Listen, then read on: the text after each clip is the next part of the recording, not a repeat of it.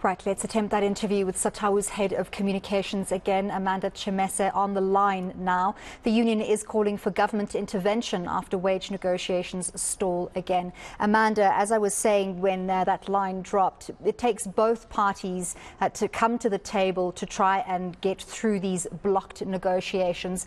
How low are unions willing to go to meet Transnet halfway? A very good evening to you two and to your viewers at home. As Satawu, we have been trying to negotiate with the employer. You would remember that when we started negotiating with the employer, that was in May. Our initial demand was actually 13.5%. The employer then said they cannot come to the table because they do not have enough money and they do not have enough capacity. As the union, because we were more than willing to negotiate with the employer, we then moved from 13.5% to 12%. Still, the employer could not meet us in any way, to a point where we then had to ask the commissioner who was facilitating the process to issue a certificate of dispute, because we could see that the employer is not willing to come to the table with anything. Like, for an example, now I can just to give you a green light of where we are at this current moment. Yesterday, we met with the employer at the bargaining council, and we were joined by the Minister of Labour to just bring both parties together. And then the employer then offered us an increment of 5%. We are rejecting that. We are not going to accept it. And the strike is going to continue until the employer comes to the table. The employer knows very well that the current inflation rate in this country is 7.6%. And unfortunately, we are not going to back down until the employer does the right thing. The employer must stop being greedy. They must do what's right. They must pay our members and workers at Transnet. Amanda, sorry to interrupt you there. I want to get to the intensification of the strike action. Different unions, yourselves at Satawu, Untu, NUMSA now saying they're joining that strike action. Unions saying that if the employer doesn't come to the table with a proper offer, that strike action will be intensified. Are more members, more workers going to join that strike action, and how will that be intensified? On our side, indeed, we want the employer to feel the pressure. We want the employer to know that we are not here to play games. We've tried to negotiate with them, but unfortunately, they are too arrogant to listen to us.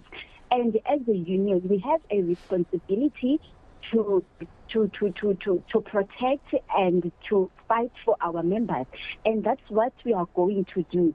If intensifying the strike means that hell should break between the unions and the party. So I guess that's what the employer wants, because as a union, we've been trying to avoid or to prevent the strike, but unfortunately, the employer is not meeting us anyway.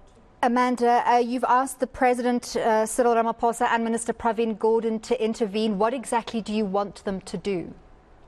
When we wrote to the President of the country and to the Minister of Public Enterprises, actually we also wrote to the Minister of Finance, Minister Godongwane. We were actually asking the ministers and the President to intervene to rescue the entity, because we can see that Transnet is collapsing. We can see that the current executive and the management does not have a proper plan to rescue the entity. And the last thing that we want as Satawu is to see Transnet being privatized.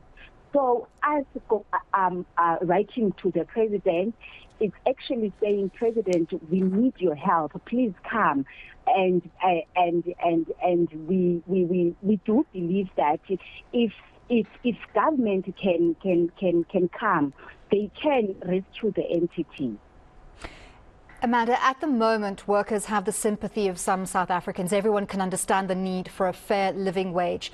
But the longer workers continue to hold the country and the economy to ransom, impacting the livelihoods of millions of other struggling people, the more angry your fellow South Africans may become with workers. for what some have labelled economic sabotage. Are workers prepared for that? Actually, it is very unfortunate that we are going this way because of the arrogance of the employer. We do know the consequences of the strike. Hence, we've been trying to prevent the strike. We do know if we happen to embark on a strike that might take longer, Transnet is going to lose billions of rand. And unfortunately, as we said to you earlier on, that as a union, we have a responsibility of protecting and fighting for our members. Our members were at the forefront during the COVID-19 and they made a lot of money. So it can't be that when it's time for them to get an increment, it's an issue. No, it can't be like that. We are going to fight for them. We are going to make sure that the employer does the right thing. Well, thank you very much for speaking to us. That was Amanda Tshemese, Head of Communications for Satawu.